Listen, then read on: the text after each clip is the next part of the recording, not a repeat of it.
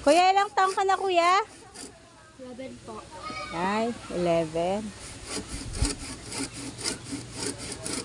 Isahod ka dyan, Kuya Gijon? Ano po?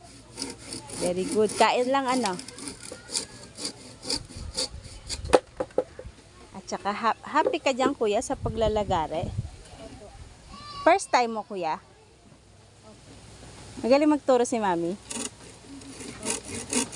Parang puro opo. Scripted. Scripted ata eh. Puro opo. Ayan, tinuruan ko po siya mag-ano ng malunggay. Kasi masyadong madami. Mapapagod ako pag ako lang. So, yan. Because bili. Ah, ah.